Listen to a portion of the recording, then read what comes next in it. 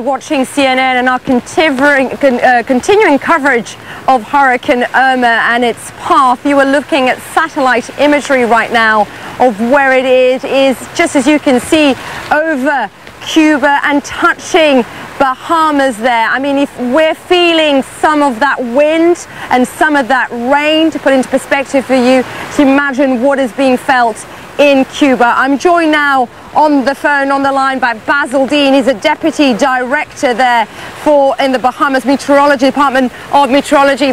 Basil, thank you very much for joining us. Give us a sense of what is happening where you are. Right now we're having some light rains here in the capital in Nassau in the Bahamas, and a little bit of fresh breeze, and we don't expect much more than we're experiencing right now, even though we're under a hurricane warning.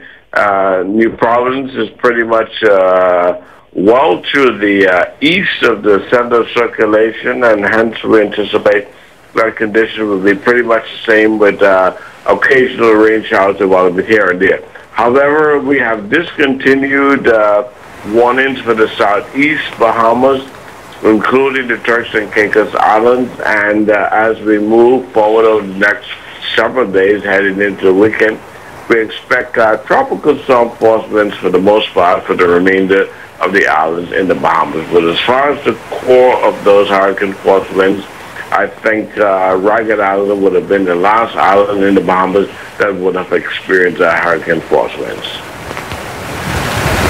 Basil, I was speaking to a good friend of mine who's a marine biologist in Nassau, she's basically saying she hasn't seen rain, she's seen winds, very strong winds. She's there with several of her colleagues and family, and she said it hasn't been as bad as many people expected. But we've also heard from your Prime Minister, who's been saying you've done mass evacuations. Talk to us a bit about the preparations that you've seen, given the Hurricane 5 hurricane is expected to, it's being felt, let's say, not just in Bahamas but also in Cuba.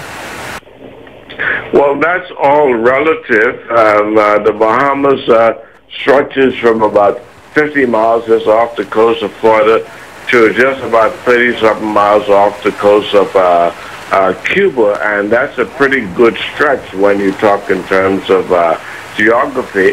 However, in the southeast Bahamas, including the Turks and Caicos Islands, there's been a major effect from Irma, in particularly the Turks and Caicos Island, the island of Mayor Gorner, Crooked Island, Acklands would have experienced hurricane force winds, and also the island of Ragged Island, where the eye passed exactly over Ragged Island. So the Bahamas is a pretty large area geographically, meaning there are certain parts of the Bahamas that can be under hurricane force winds and the others not. And that is exactly what has happened. Right now, the tropical storm force winds continue throughout most of the islands. But as far as the hurricane force winds are concerned, they are now moving across just the northern coast of Cuba, preparing to make that turn towards the north and west. Basil Dean joining us there on the line. Basil, appreciate you taking the time to speak to us here on CNN. Of course, we'll be thinking of yourself and everyone in the Bahamas. And you are watching CNN and our continuing coverage of Hurricane Irma. We are in Miami, where, you know, we've got roughly 24 hours or so before it is felt. But I can tell you this, what we're seeing now, the rains, the water's being much choppier and lightning, this is just the beginning. We'll have much more after a very short break.